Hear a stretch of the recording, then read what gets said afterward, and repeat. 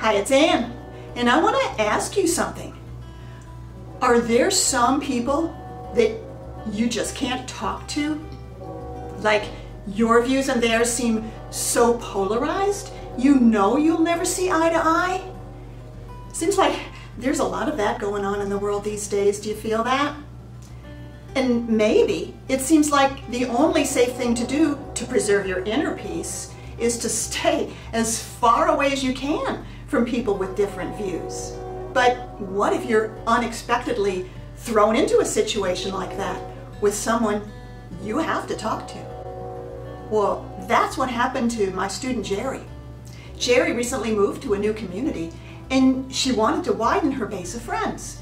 So she attended a meetup of people interested in taking a long walk in a nearby regional park.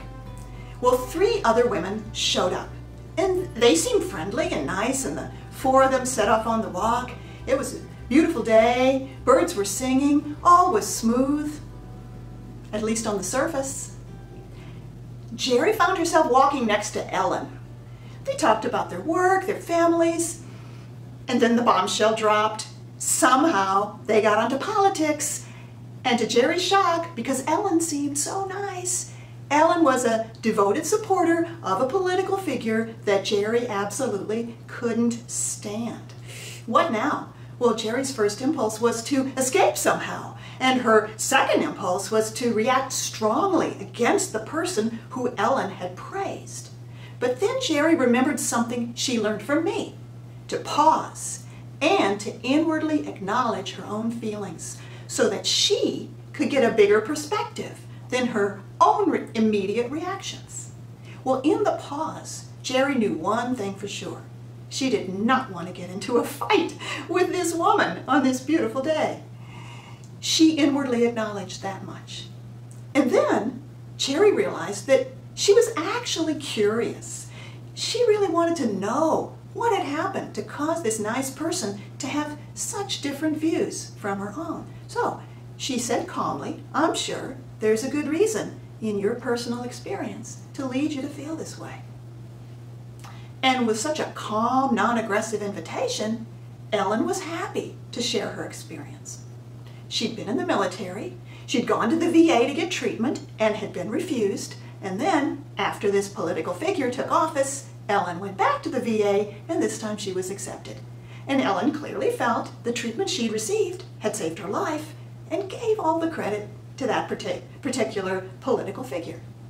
Well, inwardly, Gerry could imagine a lot of other reasons why Ellen had now been accepted for treatment, but one thing was completely clear, and Gerry said so to Ellen. She said, "The one thing I know is you really can't argue with people's personal experience. You have every right to feel the way you do based on your experience. And since I haven't had that experience, I really have no business having an opinion about it one way or the other. So let's just go on from here." Well, with Gerry's calm response, the tension in the situation was completely diffused, and they were able to go on and have a pleasant time with each other and the other 2 women for another couple of hours. And when Gerry told me the story later, she said it was like a miracle. And it was because of the pause.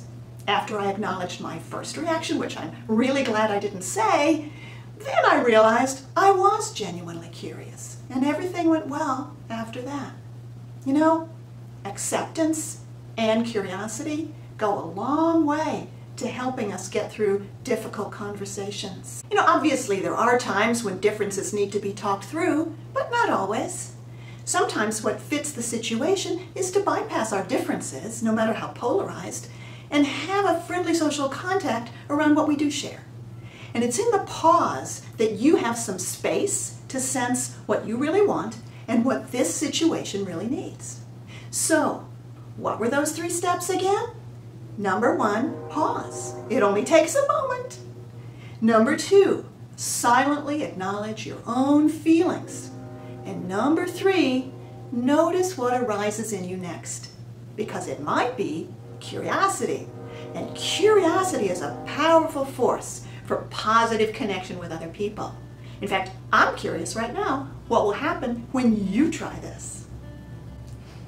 So, do you want even more support in trying steps like these? Well, why not sign up for my weekly email newsletter?